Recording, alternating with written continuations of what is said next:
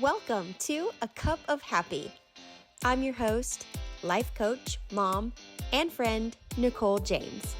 I'm so glad you've joined me to talk about life and the journey from our past to our future as we navigate the present in order to create our very best life. So grab your favorite drink, get comfy, and let's chat over a cup of happy. Hi, friends, and welcome back to another episode of A Cup of Happy. My name is Nicole James, and I hope that you're having an amazing week so far. So, while I'm recording the intro to this episode, it is day 3 of a snow day at at our home. Our whole city basically is shut down. The schools are shut down. My work is shut down. Mostly the only people working are those who work remote.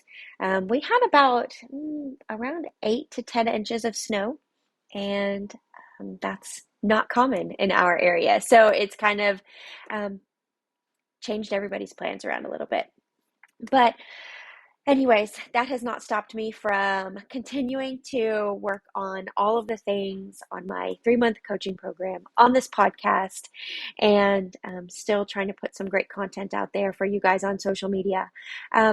What I have for you today is a conversation with a lady who is an expert in helping women transition from the traditional 9 to 5 job into the life that they want, whether that's the world of entrepreneurship or whatever else you can dream up. She has devised a plan that helps you create your own personal roadmap in order to get from here to where you want to go. She is known as the Reinvention Warrior, and she has a whole lot of insight. And in this conversation, we dive deep into aspects of her life as a child, some really personal things that happened to her throughout her life, up to where she is currently. And over the last year, you'll hear on this episode that in 2023, she published her first book. It's called Corporate Exit Planning, and it is an amazing guide to help you not only create a roadmap to get out of your 9 to 5 job, but to also really dig deep inward and see what it is that you want to do once you get out of the 9 to 5. Like, what is your goal? What are your values? She dives deep into that, and it is an amazing book and an amazing help. And I highly recommend it if you're even on the fence about, do I really want to stay where I'm at or not?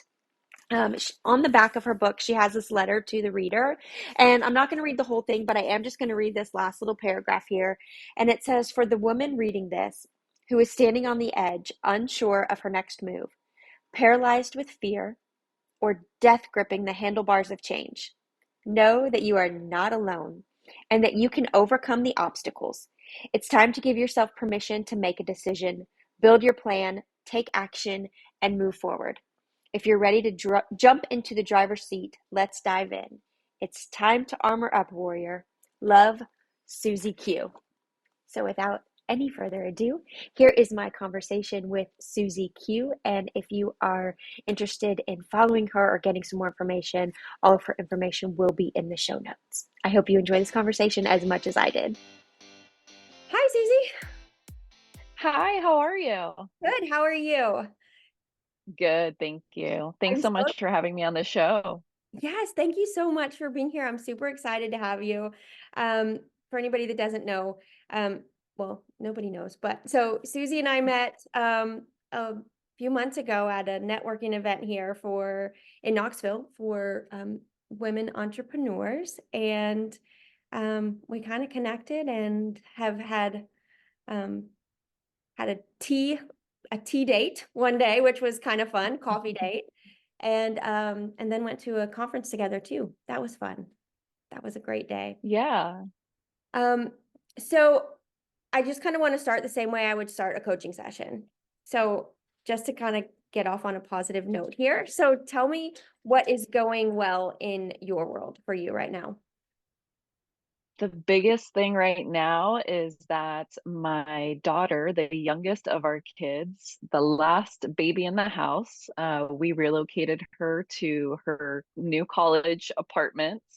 And That's as so hard cool. as it is, yeah, it's exciting. It's hard as a mom, like, oh my gosh, you're empty nester now and she's the baby, but I'm just so proud of her. And it was such a good experience, like help her through the journey and get Yeah. her settled in.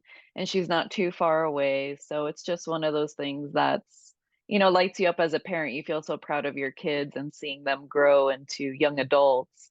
Yeah. So yeah, so it's a really great experience. And then the other fun thing that I'll share that's exciting is right behind my computer screen, my assistant over there is a chocolate lab, and she puts the biggest smile on my face. Oh, that's so sweet.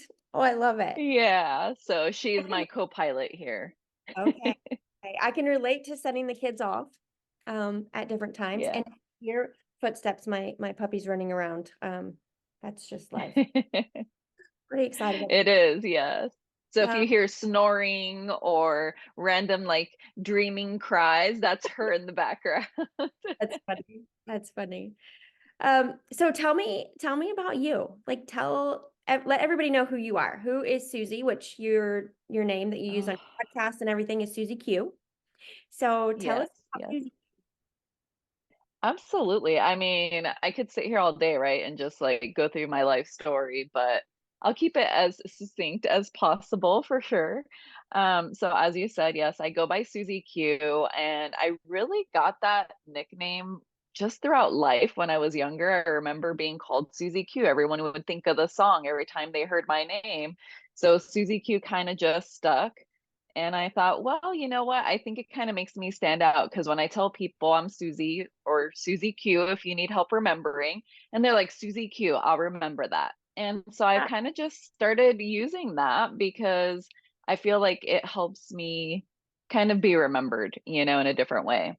Yeah. So right now, I'm in the season of transition, as I shared, with becoming an empty nester. So that's a whole new experience. But one of the things about me is I've had a lot of different experiences in my life, both personally and professionally. And I've learned a lot about transition and pivoting in life and navigating change. So, in my business, I help women who are essentially navigating change themselves.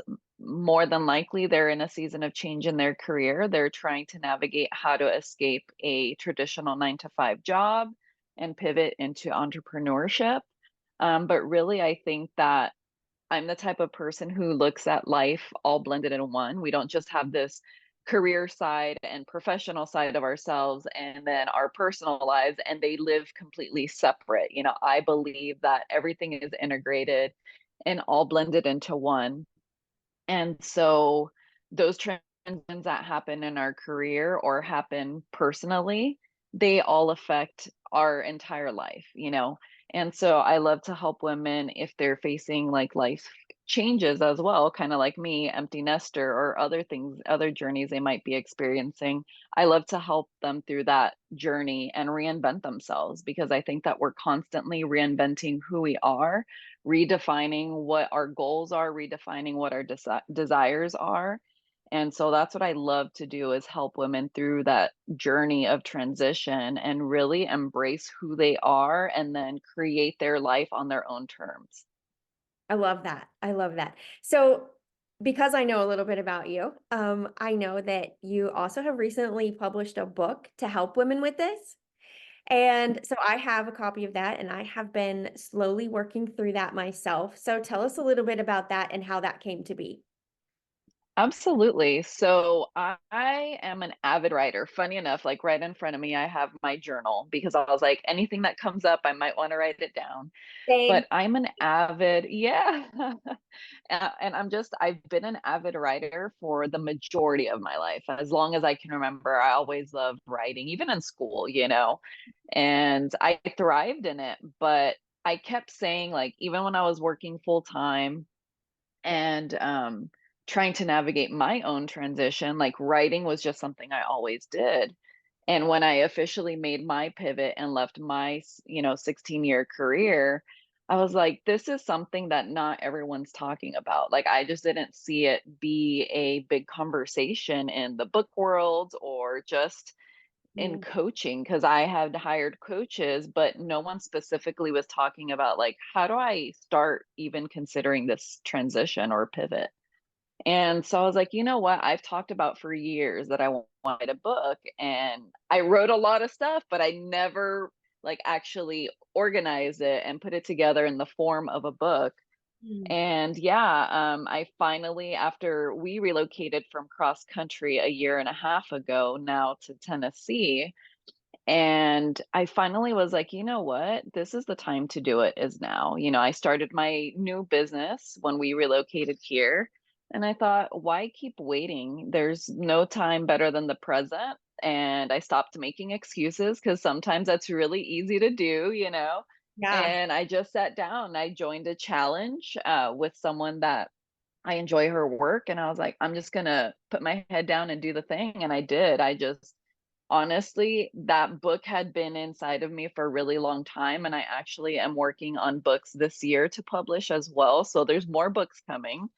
But it came to be because I've had it in my mind and I just had to put it down on paper because it's easy access for women who are like, I need a roadmap. I need to start designing what this life looks like once I make my transition, and how do I even go about thinking about it. And so that's what it is. It's a book for women who are pivoting out of their careers, wanting to create a new business, and how do they go about doing that, and even just dreaming about it, like what are the important things in their lives, like their values and their vision for themselves and the life that they're creating. So yeah, I just had to stop making the excuses and do the thing. So last summer, as you said, I published the book, and I'm just so grateful for the opportunity to have access, to be able to publish a book and learn how to do that. So it's an exciting adventure, and more to come, more books to come this year too. Fun, fun. That's exciting. So I'm working on a book as well, like literally in the very beginning, like the very baby stages of it. So I'm super excited. But so just a question on that real quick. Did you self-publish or did you use a publishing company? Which route did you Yep. go with that? I self-published. Yeah, I went down the self-publishing route. One of the authors that I admire her work, well, actually, there's several authors that I enjoy, but one of the ones that I follow the most, like her advice and her content, she spoke very highly about the self-publishing journey, and actually shared very candidly about the, publishing route, through a big publishing house or whatnot. And it just made me realize, we can give ourselves permission to do the things that we want to do, and we don't have to wait around for some company to decide to hire us or to grant us access to, hey, here you go. Now you're an author, where now we can actually just dig in, do the work, and say, you know what, I'm going to publish this myself and not wait for you to approve of me. So Mm, I thought that was kind of a really great point of view and perspective when I was doing it. yeah, So I'd encourage you, if you're thinking of doing your book and you're like, I don't know how to go about it, just look at your options, feel confident about the options that are out there. If you need help, you can always reach out to me. Now that we've been in communication, it's so exciting. And I love that we can connect. So, yeah, don't feel limited by that. And I think that's just true in general, for your listeners, is that it does, whether it's a book or some other, a life decision, a career decision, mhm. it's that all it takes is for us to have that little bit of belief and hope in ourselves. Just a tiny spark is all it takes, and then taking one small step in the direction of what it is we want to achieve, and that momentum is going to start building from that one step, that one action. Mm. That's so good. That's so good. Yeah, I really appreciate that because, when we went to the same conference, the permission slip conference, and that's when I was like, that's when it really kind of, I'd always had the idea that I wanted to write a book. Like literally, I've been writing for a really long time, but never put anything together. Like you said, never have any kind of organized collection of thoughts. And Right. from even the time I was in first grade, like my first grade teacher was like, she's really good at writing. And I never really accepted that really as an identity, but it was always kind of in the back of my mind. And my mom was always like, you can write. Don't you remember Mrs. Small in first grade? She said, always kind of had that like in the back of my head, just whispering it in my ear. And So over the last 2 years, actually, I had thought, I would like to write a book. But every time I thought about it, it was like, I didn't know what. I'm like, I don't even know what that looks like. And literally over the last month, um, it just all of a sudden was super clear. I'm like, this is what's been inside of me. This makes so much sense. So now it's like, okay, now Mhm. I have clarity and it's like, okay, now it doesn't feel like it's going to be a task. It doesn't feel like, okay, I have to sit down and just write. Like it feels like it's Right. going to come out of me. So we'll see how that goes. Absolutely. I But so love that. you talked about like dreaming, having that little spark. So let's take this back a little bit and let's go back to like little Susie Q. So when you were growing, what images did you have that life would be like when you were little Susie Q? Oh my gosh, as I was thinking about this question, I was like, that's so hard. I don't remember a lot of the details, right? I mean, I didn't have a bad childhood. I Mhm. remember growing up feeling really happy and having good experiences, but I couldn't remember a whole lot of details. But what I do recall definitely was, well, when I was younger, I loved sports. I was a major sport fanatic, and still do. I played volleyball, through all my years of middle school and high school, and now I officiate it for fun, which I love. That is so fun. But yeah, it's so much fun, like, of all things to just try something completely different, you know? But I remember as being a child was really family. Like, for me, family is huge, having a connection to my family, and just loving on the people who matter the most to me. That's just a very big personal value. And so I feel like that's what I carry forward in my life, even when times get tough or things feel challenging. It's like to always come at things from the angle of love and hope. Like, it's funny because as I have grown over the years, I find myself realizing like I'm a hope dealer. Like, it's kind of quirky to say that, but I feel like that's what I give people, that's what I give my clients when I work with them. Like, I just want to share and give hope so that we don't feel hopeless anymore because everything can feel heavy sometimes. And I want to uplift women who need to hear what they need to hear to feel like, hey, I can confidently start to take some steps and move forward and do what I want to do. So yeah, so just from that young age, seeing family, feeling loved, wanting to share love and create hope for everyone else. So not necessarily one direction, but that's just really the thing I can really recall from young childhood. Mhm. Hope dealer. I love that. You need to add that to your bio. Yeah. Um, that's pretty great. So in the course of like, everybody wants what you described. Maybe they have their own version of that, like to feel love and to give hope and all of that. But for some people, it's not always super easy, and we all have our own version of struggles or traumas that we walk through. Was there anything specific that you walked through that maybe kind of steered your direction a little bit, or that you can say, hey, this was something that happened that I can see if I hadn't gone through this, I wouldn't be where I am today. Yeah, I mean, honestly, there are I almost want to say unfortunately, but also fortunately, there are some very big pivotal moments in my life that I can remember that really helped me see life through a different lens, I guess would be the best way to put it. But yeah, I had some major struggles in my life. I remember being about 16 years old, and my parents were in a very rough place in their marriage. It was getting really bad. And my mom handed me a spare key for her vehicle. My brother was a baby, like car seat size, like toddler. Uh, I was 13 when my brother was born, so he was a little boy. Yeah. So I was like the built-in babysitter. But I remember my mom coming to me, handing me the secret spare key to her car and saying, if you hear things get really bad in the house, gunshots or just violence and screaming, I need you to grab your brother, climb out the front window of the house, get in my car, drive away, and don't look back.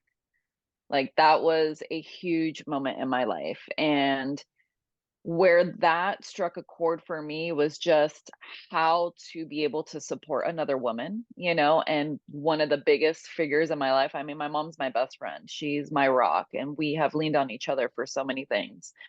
So that was a huge pivotal moment in my life. And then years later, Mm. I was 22 and I was about 4 months pregnant with my daughter. So we survived all that. We escaped, that volatile situation. But then, fast forward, I'm 22, I'm 4 months pregnant with my daughter, and I'm divorcing my ex-husband. He was abusive and there was a lot of issues there. So I'm by myself, walking away from a marriage and having to do this pregnancy thing by myself. Had never done it before. Survived that, got through single motherhood right then and there in that moment. Thankfully, I had family nearby that I could lean on, so I was really grateful for that. And then about a year and a half later, I was diagnosed with cancer. And my daughter has no father in her life. So here I am by myself. If I don't survive cancer, my baby is an orphan, essentially. Like, yeah, I have family. My mom, my family would care for her, but that's not the same as having your parent in your life, and she already was down to one. So if I'm not there, then what? So that Yeah. was a really scary moment. I'm like 23, 24 years old, and I've got cancer and I've got a baby and trying to figure out how to navigate that life. So what I would say is that when we are faced, there's plenty of other seasons I've gone through since then, but those are some really big ones that came up for me early in my life. And I feel like it could be very easy to settle in that place of poor me, victim mode. And sure, like I needed to grieve what I was going through. I needed to like go through that process and experience it. But once I accepted it and realized, okay, either you can sit here and just sulk in it, or you can pick up your feet, figure out what you're going to do next, and come up with an action plan. And that's kind of the almost like the motto of my life, and kind of how I arrived to where I'm at now, is that that's what I want to inspire women to do, is like, life is going to throw you curveballs, no doubt about it. What it looks like is going to look very different for each and every single one of us. It's not going to look the same. Right. But wherever you find yourself, like, recognize where you're at, just acknowledge, that place, that moment, acknowledge your feelings, don't ignore them and just like tuck them away and think like, oh, no big deal. I'm just going to ignore it. It won't ever show up in my life again. Yeah. But once you recognize that, then just one step at a time. Sometimes the tiniest step is getting up and washing your face and brushing your teeth, and that's okay too. Like, it doesn't have to be this massive, life-changing, um, I'm building this massive roadmap for myself in one day to the next and changing my life overnight. No, we need to learn how to just take small incremental steps to get started, so that we can build our confidence and say, okay, I will now be able to take my next step. After I brush my teeth and wash my face, what do I do next? Okay, let me make myself some breakfast or a cup of coffee, Right. Right. because it can feel really heavy. No matter what trauma looks like, what the challenge may be that we are receiving. Yeah. I really believe that those are happening for a reason, that, and through that pain that we go through, we are becoming so much stronger, even though it hurts in the moment and it's painful. Like, there's so much growth and opportunity behind that pain and behind that experience. So even though we may not feel that right now, like for me, my growing pain is my baby girl, leaving home. Yeah. But through this experience, I know that our relationship will get stronger. I know there's a light at the end of the tunnel and there's things to look forward to. So I take it with a grain of salt. It hurts in the moment a little bit, but also I'm excited for what the potential is, and just looking at one little, glimmer of hope at a time. Mm. It's such an incredible story. Like I literally, so I've been listening to everything you're saying, but I'm so stuck in the feeling of what you felt as a young teenager, like to think, okay, I'm going to have to potentially get my baby brother and just run and not look back. And Yeah. then I also can't help but it makes me emotional thinking about, but how your Yeah. mom must have felt to think, okay, I'm here essentially directing my kids. Like if things get bad, like run and don't look back. Like even away from her. Because at that Yeah. point, she didn't know what was going to happen. Yeah. Oh yeah. Every time I share that, it's like I get super emotional too, because it's not easy. Yeah. That's not easy as a mom to go through that, as the child going through that, because I was still a kid, it's not like I was grown up and knew life at that point. I was like, I every time I think about it, I always think like, could I have done it if that had happened? If there was a need for me to have to escape that way with my brother, Mm. would I have been able to leave my mom? Yeah. Mm. That's really, I mean, thankfully you didn't have to to find yourself in that situation, but just knowing how like real it could have been and how real it even felt to your mom in that moment, like Oh, yeah. that's Yeah, wild. my mom and I, yeah. I mean, now, moving forward and looking ahead, and, of course, you look back at that stuff and you reflect back. And my mom and I have conversations, about it every once in a while. Yeah. And like, I've even told her, yeah, I started, funny enough, because we talked about writing earlier, and some of the things that I've written about my childhood memories of those Mhm. periods of life, like I just write, it was a house of horrors that no one ever knew what was happening. Everyone thought everything was peachy, everything was great, and it was disguised, because you couldn't talk about what was really happening behind closed doors. And so it just goes to show, like, we don't know what people are struggling with in the background that they never, bring to the surface because we're afraid maybe of being judged. We're afraid of speaking up for ourselves. Like there could be so many reasons why we hold back. But what I remember too, it's like that glimmer of hope that I held on to was my mom and I, like, we were such a support for one another. And for me, I just wanted to defend my mom and my brother. Like, that was my driver. You know what I mean? It was like, I just want to defend the people who I care about. And even though this is my dad that's doing this to us, like, that's not okay. Yeah. It's not okay to go through that and experience that. Mm. So, yeah, that was really the driving point for me. So I think that really bleeds over into other aspects of our lives, is like when we find ourselves in that rock bottom place, Mhm. what is something that does light you up? What is something that excites you that can be the catalyst and the driver for, okay, this is my why, and Yeah. I'm going to get myself out of bed today, I'm going to go take my shower today. It's like we Yeah. have to find what that thing is. And in that moment was my mom and my brother.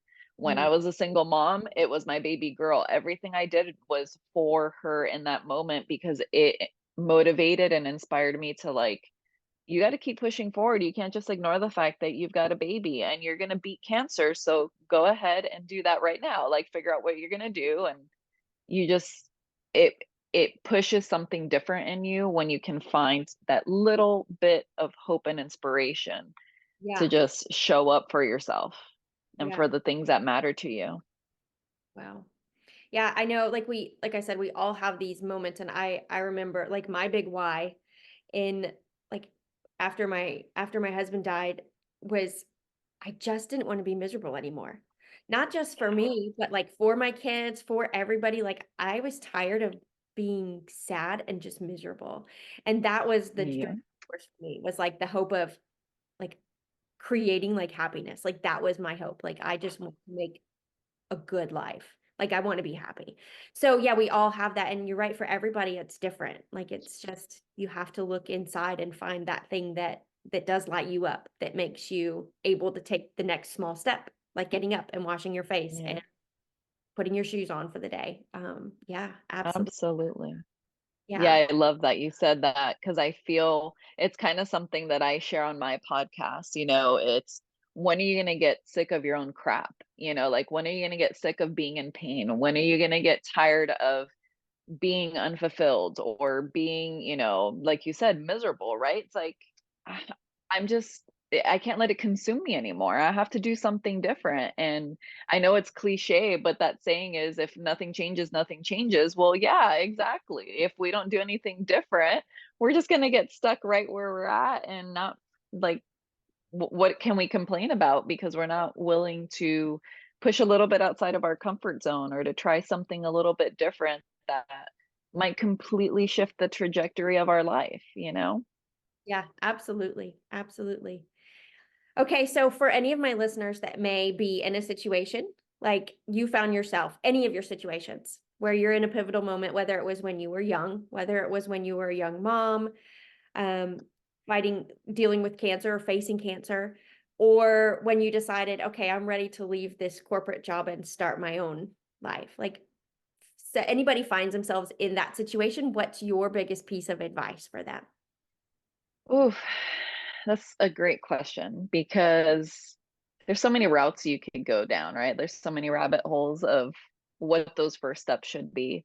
But really, I think the very first step is just acknowledging that that's your reality, whatever it is. If you're in a challenging season or you just know, okay, I want to do something different in my life, fantastic. Acknowledge that. Even speak it out loud because that is terrifying, speaking it out loud. And if you don't feel comfortable with speaking it out loud, grab a notebook, grab a journal, just like we're talking about how we love to write, like write it out. I want to, like, I'll just use that example of me quitting my job. I want to quit my job. I want to start a business. Write it out. Write it out until you can confidently write it and not feel like all these butterflies, because it is scary. No matter what we're pivoting into, change is going to be scary. There's no, pretty way to phrase that. It's just the truth of life. Is change is uncomfortable, and so we have to step into it by first acknowledging where we're at. And then if we feel brave enough, once we start building our confidence, is speak it out loud. If you have a trusted friend that you know is not going to cast judgment, or maybe a family member or someone like you or I, right? A coach that you can say, "Hey, I don't know who to turn to because people in my life are going to criticize me or they have opinions about things because everyone's got opinions, right? Absolutely. Lean on a coach, lean on a coach, reach out to someone that knows what it's like to navigate change and say, hey, I'm thinking about this, where do I even start? But just vocalizing it or typing it out Mm. says so much about your willingness to want to change and your willingness to want to walk into that door of new opportunities. Yeah, that's good. That's good. That is a very powerful first step, is just acknowledging and saying it. Absolutely. Yeah. Um, okay. I know you love supporting women, and specifically, Yes. not that we don't love men too, but what, Yes, absolutely. so anything in the whole world, whether it's pivoting, like pivoting in your life transition, or just being, what's one thing that you wish you could tell every woman in the whole world? Like, what's one thing that you Oh, wish all women knew or felt, believed something? that they are absolutely worthy of achieving their dreams and desires. That's the biggest thing I could encourage and say for every woman, because I've learned not only through my own experience, like personally, but also through coaching women. And in my career, I've mentored a lot of women as well, is that we downplay ourselves and diminish like the value that we add to this world because we're trying to take care of everybody and we forget to take care of ourselves, and we forget to recognize like what we offer, what we bring to the world, the skills, the love, the ambition, the hope, all those things that we carry in the world. We push those down aside and minimize it like, oh, it's just that little thing or it's not a big deal. But you're so valuable and so worthy, and I want every woman to know that and then to believe it, not just it be a fluffy word or a fluffy statement, but to truly believe that they are worthy and it's possible to believe in yourself and achieve your dreams and desires. Mm, that's really good too. That's really good. Um, Okay, what are you working on? That like, so you told us kind of what's going well for you, but what are you working on that like we can support you? Like, how can I support you? How can like if I just want to follow Susie Q, I love what she does and I want to support her. What's the best way I can do that and show up for you? Um, well, I would say my podcast is a big thing that I'm trying to grow this year. It's a year old. My podcast is Reinvention Warrior, and so I really appreciate any, support on that and just sharing about it, Yeah. takeaways or things that have benefited your listeners. But a big project that I'm working on that I'm super, super excited about is I am creating a group coaching program for, new clients to come into my world. Mm, But really, it's about how to dream beyond their job because I think that what happens is we get stuck in our careers and we just think this is the only option. Have had this little inkling in the background that maybe I could do something different, but I'm terrified to speak it out loud, right? Kind of like we were just talking about. And so they get their dreams and they tuck them away in a really safe place. And they're like, no, no, that's for someday in the future. I'll think about it. I may pursue it later on. yeah. But not right now. The kids are little, or this is not a good time in my life, or my career, is taking more priority, whatever that reasoning may be. I really want to help women explore what it's like to dream beyond the 9 to 5 and what they can pivot into, and then really get focused and centered on themselves, kind of like what I just shared, is understanding what their values are. Because if we don't know what our values are, we cannot create good and healthy boundaries for our personal and professional lives, and then really just understanding like what those dreams look like for themselves and then starting to create a bit of a roadmap of how can I start this journey of wanting to build a business or pivot in my career in some way. So I'm really excited that's launching. When I formally put in my resignation, Mhm. I coined it at that time, this is the act of self-love that I will ever give myself. Like, and I did it on Valentine's Day. Oh, So that's why my program is starting not on Valentine's Day, because I know people do stuff on Valentine's Day, okay. but the day after Valentine's Day is when the first session is going to be for my group coaching experience. And that's really what I want, is what I'm excited about, is I want this to be an experience. So it's going to be unique. It's not just your traditional group coaching program. There's going to be a lot of cool surprises, and I'm going to be talking about that on my podcast starting next week and emailing my list. So if any of your listeners would want to support, any part of that, I would love for them to join like my wait list or my email newsletter so they could just get some ideas and get curious. Because if you find yourself in that season of wanting to do something different, Mm, then get in the loop or get in the world of people who are talking about. Email list is a great option for that. perfect. Perfect. And I will put your email in the show notes and your other information as well so that people know where to find you. Perfect. Thank you so much. You're welcome. Thank you so much. Okay, so one final question. So, Okay. is there a particular thought that comes up for you on a regular basis that um, you have to deal with or fight that may hold you back from actually going after something you really want? Well, if I'm being fully transparent, yeah, there's probably quite a bit of thoughts that go through my mind, right? And Like so many of I us. don't, yeah, I don't know that it's just one particular thing.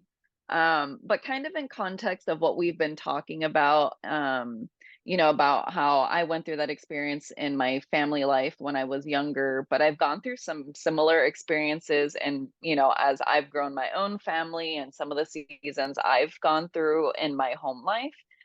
And I think the biggest thought or almost like a fear would be wanting to share about the experiences that we each have or, just stuff that we're going through and not worrying so much about other people's opinions or the judgments that people might make? Or am I going to hurt someone by revealing, information about what I'm going through navigating this journey? Mm. So really it's more of that self-talk and trying to say, hey, it's okay to talk about what you're going through, and maybe you don't have to do it in like a public platform, but you can seek, advice from other people or counsel from others who have been in similar situations. But I would just say that that thought of fear of others judging or forming opinions about your life or your experiences really is a big thought that can kind of hold me back from speaking up so much. So I know that you coach people as well. So Yeah. my thought behind asking that was like offering you a new thought to kind of Yeah, replace that one. But I'm really absolutely. curious because you do coaching as well. So what if Yes. I came to you with that same thought and said, Hmm. I'm really scared to tell my story. Like, I'm scared of what people are going to say. I'm scared that if they hear my story, they are not going to think that I have any value as a coach, that Hmm. I'm just who am I? Like, why do I think that who does she think she is that she can actually help somebody Hmm. after everything she's walked through? Yeah. How would you help me address that thought?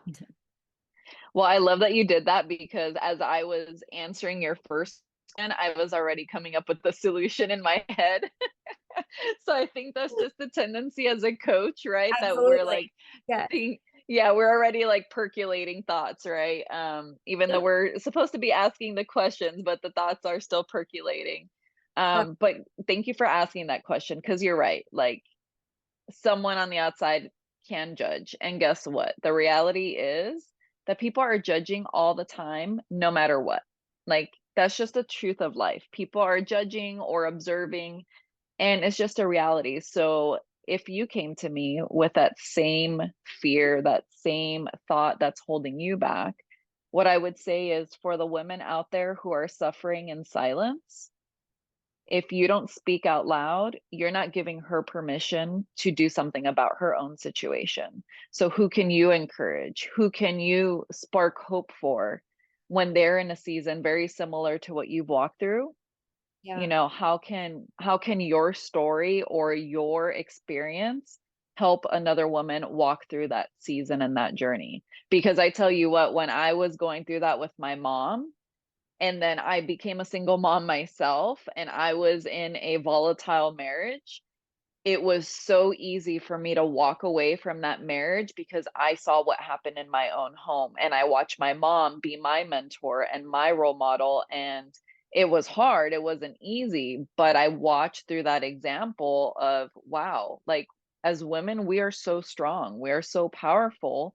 And she was my encouragement. And so when I was in that hard season in my life, I was like, you know what? I'm stepping into this. Like, it's terrifying. I don't even know where my next meal is going to come from. I got on, government assistance at the time, but I was going to figure it out. I wasn't going to suffer through it. So her, obviously I lived it, but even just hearing other women who have experienced challenges Yeah. will really help the next woman decide, hey, I can do something different for myself. You just gave me hope or motivation. And so Mm. that's what I would offer to a woman going through that same experience, is that people will judge no matter what. So we just have to acknowledge that and accept that. Yeah. And who it's really, I love this because I've heard someone say something very similar before, but are you being selfish by holding your story within you because you're not helping a woman who needs to hear what you have to say? Like, that woman, there's a woman in the world. Think of one woman. Don't think bigger than that. But there's one woman in the world who is in your shoes or is living, the trauma, the struggle, the challenge that you have walked through. And Mm. she needs to know that there's a way out. And so by keeping it to ourselves, we're being selfish by not giving her that same opportunity that we walked through. Mm. That is so true. That is so true. And as you were talking too, I was thinking about um about what you were saying, and it kind of hit me that the idea that we try to hide our hurts and what we've walked through in our stories is often because we want to like create this facade of strength because we're afraid that we will appear weak when we don't share our weaknesses. And yet, Yeah.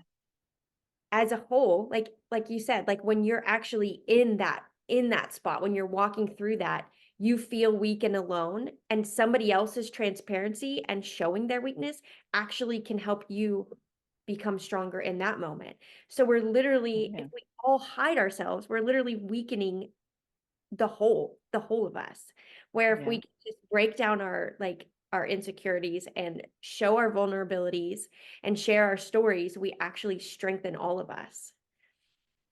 Absolutely. And we show that we're all human, right? That we all Yes. have some sort of struggle or challenge. So we can lean on one another instead of just hiding on our own and Yeah. not really facing what we're dealing with.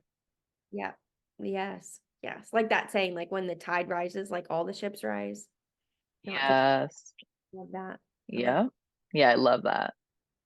that. All right. Well, Susie Q, thank you so much for coming on and agreeing. I know we had to reschedule a couple times, and I'm so glad we finally got it together here. And I really appreciate it. I will definitely put all of your information in the show notes. So for anybody listening, you can check out the notes.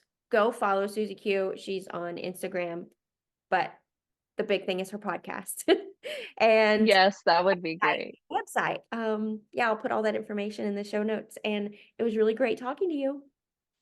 Yeah, Nicole, thank you so much for having me here. I really appreciate, the opportunity to talk with your listeners, and I just hope that they found one little thing out of our conversation today that will inspire them.